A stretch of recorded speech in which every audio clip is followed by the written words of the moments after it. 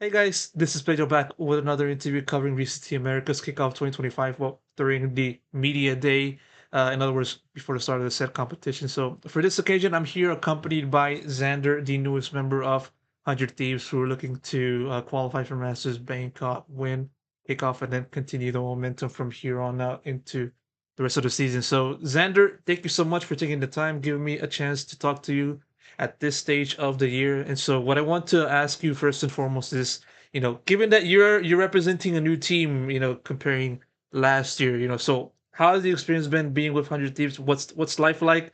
How are the vibes and all that jazz? Oh, life's a lot different. I mean, everything's a lot different. You can go from the organization where I'm living, honestly, is like crazy, and yeah, the team itself, a lot is different. Environmental changes in the team, the players I'm playing with is a lot different. The organization has done so much for me already. They provide a lot, a lot, a lot. And yeah, not playing from my basement for 2 years is a big, big change for me. So I'm enjoying it a lot, and I'm very grateful. Yeah, I can understand that the tier two life was pretty rough on that end. You only had a few opportunities to go out in an actual LAN and compete in an actual VCT event. That being Ascension, for those 2 years. Unfortunate that you guys didn't come out on top for those two occasions, but nevertheless, it'll be fair to say that the work you put into M80 got you into 100 Thieves, and that's kind of what matters here for you in your case. But I want to ask you just sort of how the transition, well, more specifically, what happened? What was the discussions like that helped you move over to 100 Thieves after coming up short in Ascension? What was that transition like for you? I mean, it was pretty smooth. Obviously, we lost an Ascension. Like once you lose an Ascension, or you lose in general, like if you don't even make Ascension, your team's pretty much dead. If not, like they're gonna be picked to pieces. So, um, yeah, obviously gonna instantly look for opportunities. But it went pretty quickly. Obviously, I got the opportunity, or the message pretty quickly, and yeah, had some talks with the coach, the players, and just to see what I was like. I trialed and yeah, it was a pretty simple process. I didn't even trial for any other teams. It was going to be 100 Thieves from the beginning. And yeah, I'm very, very grateful to be here, especially because it was a dream organization for me for a very, very long time. I always thought 100 Thieves was a great org and even better team now. Yeah, because I was going to ask about like whether or not you kind of expected to move up to tier one at the end of hmm the 2024 season, because obviously you were performing very well individually speaking for M80. That kind of led to qualifying for Ascension and coming very close to attaining a tier one slot for the ensuing year. And so what I kind of want to ask you still, then nevertheless, like I guess you definitely had like 100% sure? Like, were you definitely sure that you were going to move up to tier one after that year up until this year? Yeah, I've always been like confident. Even like when I lost in Ascension to the Guard in 2023, I believed I was good enough to play in the league. It's just if the teams will give me a shot, or if anyone will give me a chance to showcase myself. And again, I played again in with M80 in 2024. I felt like I performed even better. Even picked up the IGL role, and although it was difficult for me at times, and um, maybe I struggled individually at times, I felt like I always, you know, I've always put in the hard work, and I felt like I've deserved it in a way. But um, yeah, I can't say like um, 100%. Oh yeah, I was gonna be here 1,000%. Like I just felt like I put in the work. If it happens, it happens. If it doesn't, unlucky. I felt like I should have an opportunity at least, and I'm grateful I got one. Yeah, you definitely said it right there about, the end of your stint in an M80. You were putting in, you were like working as an IGO, especially at the very end of that of last year. Now it's a very different environment for you, role wise. Now you're kind of putting back into the controller only position, playing under Boostio and having Mhm. to listen to his like IGLing and stuff and his calling and other people that are kind of chipping, maybe you as well, in addition to the comms. So how has the transition been like for you, going from IGO to now playing behind Boostio? And then on top of that, how do you kind of describe Boostio, as the IGO, and how does that kind of contrast to how you do it? Yeah, I've played under like a bunch of IGLs. Obviously, I've been an IGL for most of my career, like going from way back when I was on SOAR version 1. then moved to M80, which was John QT, and then it was Nitro for a time, and then we decided to go our separate ways, and then I picked it up. Uh, one thing I've always realized about myself is like I always like try to think about like what's going on in the game, try to think about macro and like what we could do better. So it's always difficult for me to like fully give my attention when I'm like trying to think in my head about solutions as well. Um, but yeah, like playing with Busio, it's like honestly a breath of fresh air. I feel like I don't have to have that like solution mindset where I always have to constantly think about like what to do next when I just have confidence in a IGL like that, and I can really put my trust in him. Uh, in terms of like what kind of IGL he is, he's a lot different from maybe your ordinary IGL. He has a lot of characteristics of like a leader. He knows how to like rally the troops and like get us going and keep us confident and all that. But um, he is like uh, he is a character, simply put, and he knows how to like build confidence in us. And yeah, he does very very well when he like uh, pushes to like put effort into something like because he has like that carefree mindset of like, oh, we don't care, we're gonna play our game and let's do this, let's do that, and everyone will follow him behind him. But um, he may not take it as serious, but that's like the fun of it, and that's like this kind of style we're gonna go with, and I think it's a style that will work, and especially in a game like Valorant. Yeah, especially, looking into 100 Thieves at the end of the 2024 season, coming up short in Champions, winning stage one, qualifying for Master Shanghai, and then continuing at that momentum in China, finishing top four. It was done with a team that had Bang into the roster, and then obviously from the end of 2024, he moved over to Sentinels. You took his place, or more so replaced him as a new controller.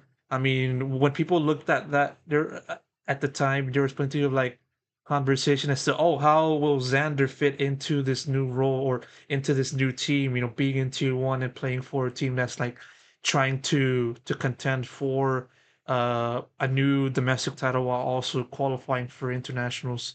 And in line of doing that, there comes a good amount of pressure in Hmm. conjunction with that. And so for yourself, and having to get into the 100 Thieves squad, replacing Bang, and having to, now, I don't want to say fill in his shoes, but more so just kind of create your own path, create your own Yeah. journey within that role.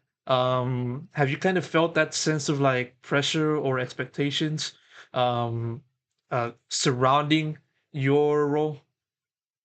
Not at all, honestly. I feel like yeah, maybe from a public standpoint, people are gonna be like comparing players that were on the team in the past. For like example, we can use like same example, like Bang replaced Tens in a way, and now maybe he has a lot more pressure because Tens was a large name in the Valorant scene, obviously. So there's always a expectation of pressure. Players should feel that pressure, but I don't think anyone really feels that pressure as pro players. We're like kind of like you said, building our own path and not really focused on that. Just like play our game and do what we do best. And yeah, Sean's a great player, and we have two different play styles, and I think we're both very very good. And I think one thing that separates ourselves is I feel like I do may fit the system a little bit more and how 100 Thieves play the game. And uh yeah, in terms of like another thing is just Tony, our head coach.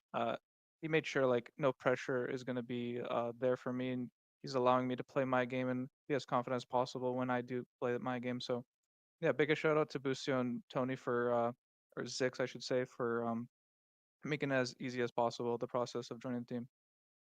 One other thing I want to touch upon real quick is the reunion with EU, because of course, you guys were teammates back in 2023. I had a conversation with EU right before this one, and he mentioned about how he kind of like is doing things to allow you to transition into tier one into 100 Thieves kind of seamlessly. He recognized Mhm. how he was kind of in the same position as you are in right now last year, because he came over from M80 and then went over to 100 Thieves and did all that stuff. So he kind of helped you with that in mind. And Yeah. so, how has that kind of reunion been? And like, and also, what has been some of the things that he's been, or more so, biggest like takeaways so far that you've been having, working, or more so having to mesh with EU again?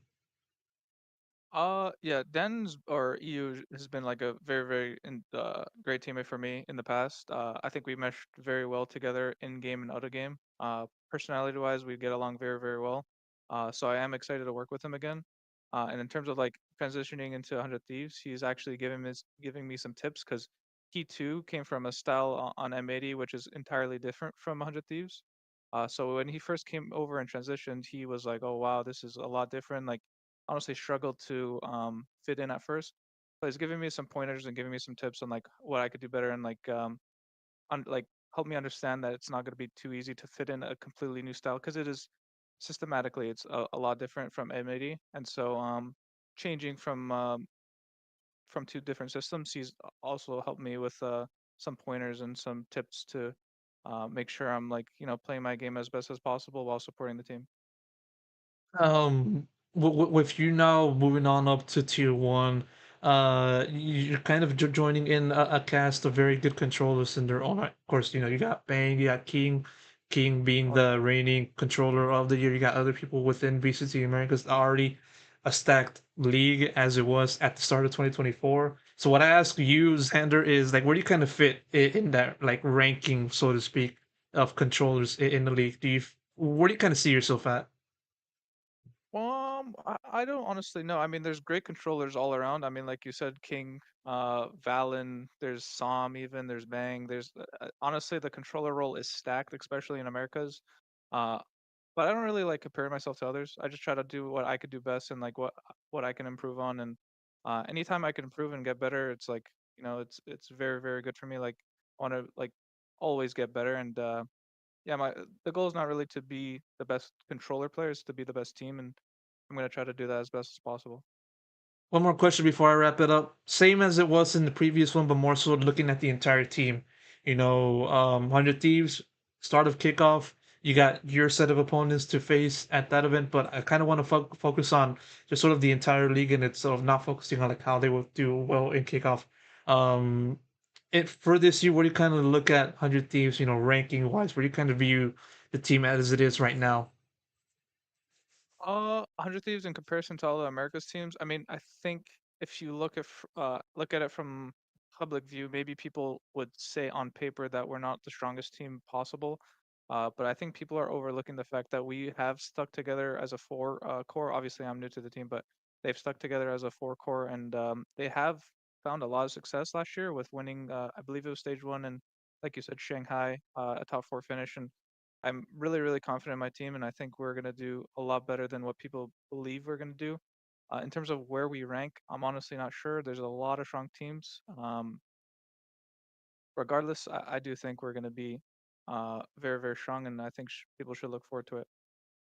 Course, the very humble vibes that I'm getting from you, and definitely understandable having to work with that mindset is very good for a team to carry forward in a given season. So that's it, Xander. Really do appreciate you giving me the chance for answering all my questions during this quick conversation. Hopefully, the team can do well in kickoff and then continue that momentum forward into the rest of the Thank year. you. So thank you so much, and best of luck in the season.